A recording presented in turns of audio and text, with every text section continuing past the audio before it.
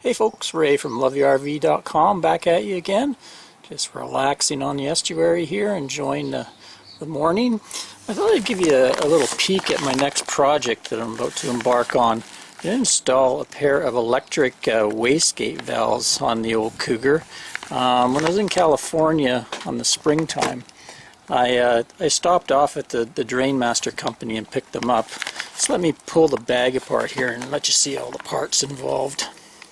Okay, so here we go. So you see I have two electric valves. Just have them flipped over so you can see both sides. Also I've got two strings of hookup wire. Goes into each valve, and then it connects by a telephone cable end to the switches here. And they're smart switches, so you push them once, the red light comes on, I guess closed and open. Now, open is red, closed is green. And I got one for my black and my gray here. Get a closer look at this valve.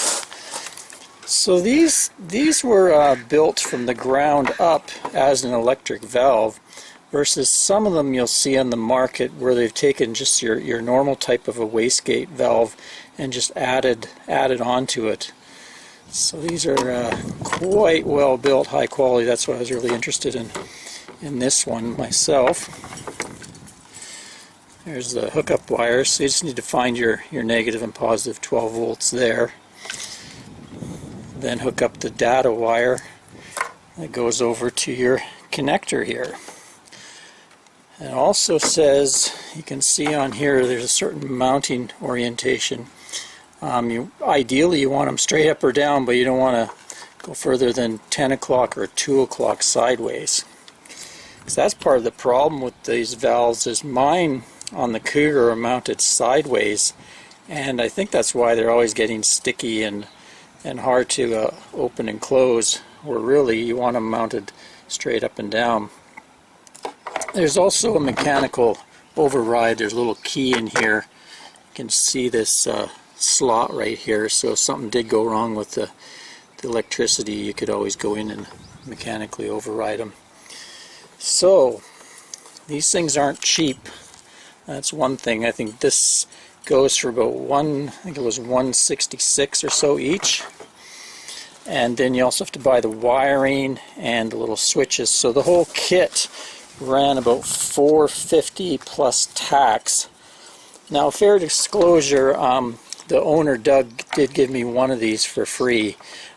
He knew I was going to be doing a video about it and stuff, so I guess as sort of a promotion he gave me one free sample, but I did pay for the rest, so I got $166 off the price. What else we got here? A little bag. Got some gaskets for in there, and looks like there's a little bag of kind of a goop you put in there. 111 compound it's called. It's just kind of a help it seal properly. And I got some reading to do. A little card here says instructions, go to this address, and you'll get the full manual with all installation instructions. So this is going to be really cool. Let me go show you my plumbing setup on the Cougar and kind of let you know why I was interested in getting a set of electric valves.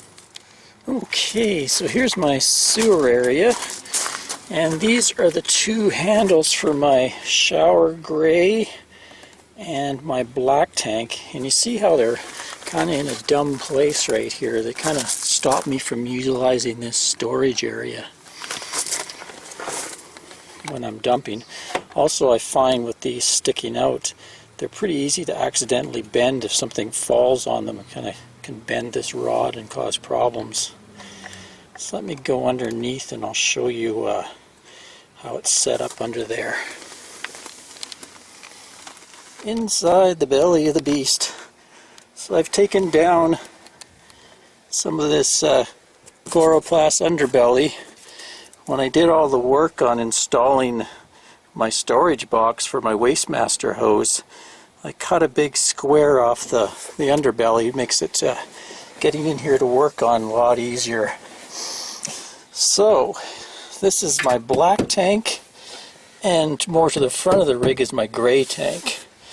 And they both come out opposing each other, and then they get into this Y connector here.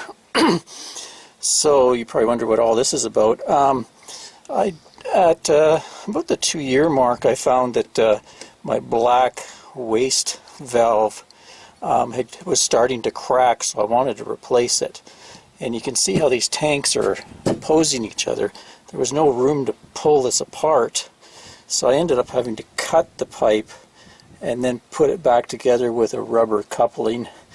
Now I think I could have took, like these tanks are held in by rails here. You can see here this rail holds the tank lip in.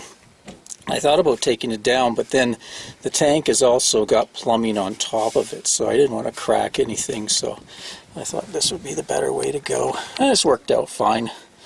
So these are the two valves I'm interested in changing. A closer look here. You can see how they go through the I-beam there. And you can see how if you bend them or anything, you can risk easily cracking that. So I just think a nice set of electric valves will be a nice upgrade. Now, the only worry I have is I don't have much clearance up here, down here. I'm kind of looking here at this. I'm just hoping I can stay within that 10 and 2 o'clock range. It looks like I can, because it's gonna suck if I have to lower that any, because the underbelly comes right there. There's not much clearance in there at all, and I don't have much room to work with, so I just keep my fingers crossed that I don't get too much of an angle on that when I put it in. Lots of fun. I'm going to be under here for a while in the next week or so. I think I'm going to have to wait till maybe Ann goes down and goes for a visit, go visit her dad down island a bit and give me a day or two to mess with it, because we're going to be without our plumbing for a while. Thought I'd give you guys a little demo of them. Just using my Noco battery box there. Hooked up the 12 volts. And we've got the wiring hooked up, so these switches should do the job. So you can see I got two green lights. Let's hit the gray. There we go. Cool. So you can see I just have to hit the button once.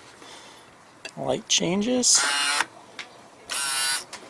And I'll try the black.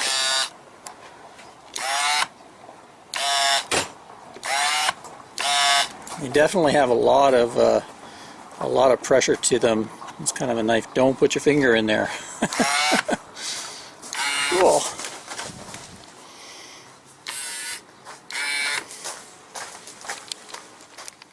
So this panel I'll mount somewhere probably inside my water closet area. There's an area in there where I have my hookups and my external shower and stuff, so I'll mount that in there.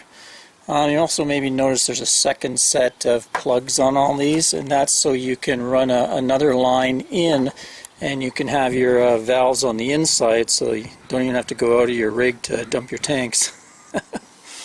Here's that water closet I was talking about, so I'll find some place to mount it, maybe over here, or maybe underneath the electrical box here. I'll put my switches. And if you haven't seen how I mounted this this storage box and all about my Wastemaster system, I'll leave some links in the description below. I've had it on there a couple years now, and it's just been great. I love it, especially for dumping at dump stations. It's really quick. Basically, I don't ever disconnect. I never disconnect the hose. I just leave it, and this thing just folds back into the storage box. Really cool.